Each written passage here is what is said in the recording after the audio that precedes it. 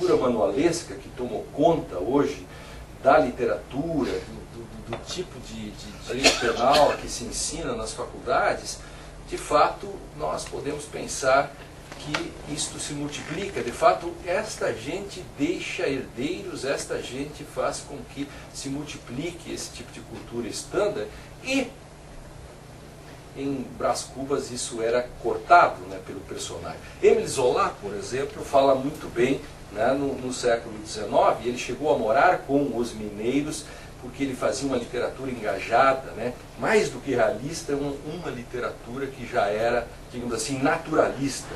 Havia quase que uma isomorfia na tentativa dele de falar da realidade.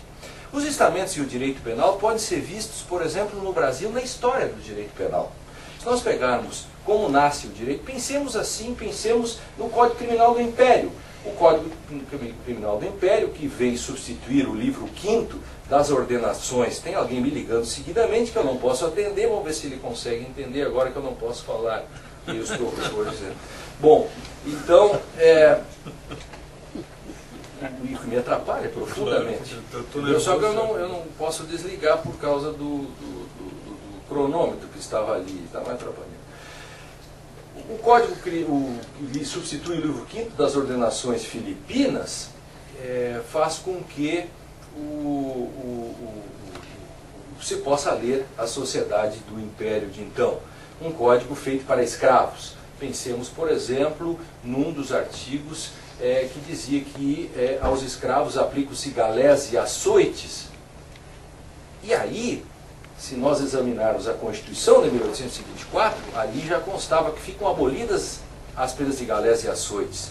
Não, claro que naquele momento não se pensava em constitucionalização do direito. Isso é uma invenção contemporânea. Agora, no Brasil, nós criamos uma coisa que no direito civil e no direito penal é muito forte. As pessoas dizem, vamos constitucionalizar o direito penal.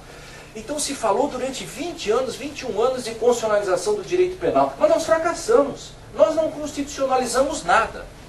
Nós não constitucionalizamos. Um país em que um furto qualificado continua dobrando de pena e que tem uma pena igual a lavagem de dinheiro, por exemplo, não pode dizer que está perto de qualquer constitucionalização.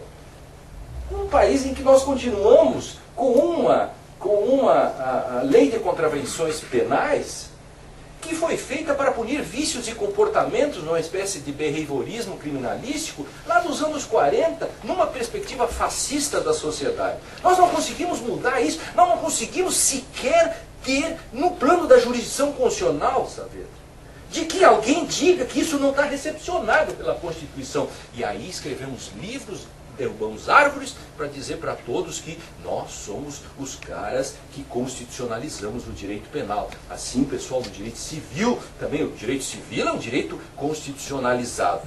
Dá para ver como o direito civil é constitucionalizado também. Pois bem, então vejamos, o Código Penal do Império dirigido para escravos, né? Com dispositivos inconstitucionais que não poderiam ser declarados inconstitucionais por uma razão simples. Não havia jurisdição constitucional a não ser um controle pífio, que só aconteceu 2 vezes por razões muito estranhas, em que o artigo 15 dizia que o parlamento controla seus próprios atos, porque nós somos muito bons nessas coisas, porque nós, quando fizemos a Constituição do Império, nós nos baseamos pegando as ideias do Benjamin Constant, não o Benjamin nosso, o Benjamin, o francês, fizemos um poder moderador e apostamos na volonté générale. Uma maravilha! Volonté générale num país que tinha escravos, enquanto os franceses já tinham feito. É difícil fazer uma república. Eu chego em Itaqui em 1986 como promotor de justiça, eu e meu amigo, nosso amigo Nereu Giacomelli, seu colega lá na PUC, enfim, nosso grande amigo. Chegamos lá, eu e ele tínhamos o salário nominalmente igual, ele juiz e eu promotor. Aí chegamos lá e ele recebe muito mais do que eu.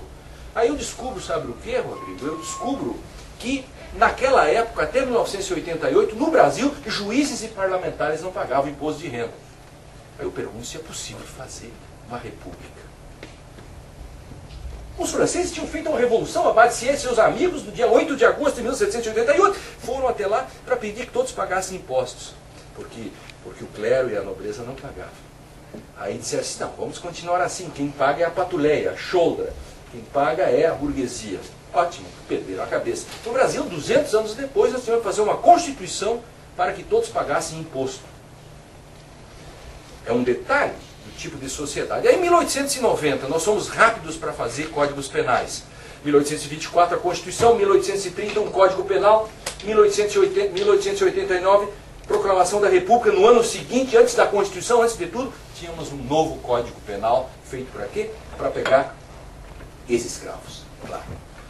Tudo que os escravos podiam fazer, os ex-escravos, ao invés de nós tratarmos isto de uma maneira...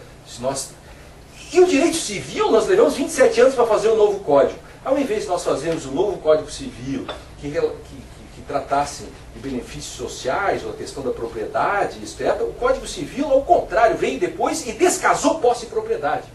Criou privilégios, transformou a terra numa mercadoria, fez o pior que 1850, que era a lei de terras, e logo fizemos um Código Penal em 1890 com tipos penais exatamente para ex-escravos.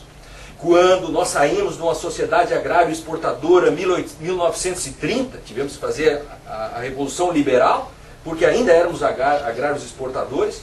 Quando depois nós passamos pela primeira fase de substituição de importações, depois pela segunda fase de importação de substituição de importações, beneficiados de certo modo pela Segunda Guerra, quando o país começava a se urbanizar, tínhamos uma nova clientela para pegar.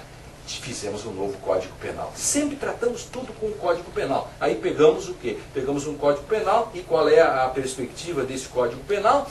Punir este novo tipo de gente que vinha aí. Já eram então filhos de escravos, eram gente que poderia perturbar, então tivemos que proteger muito mais a propriedade do que a vida,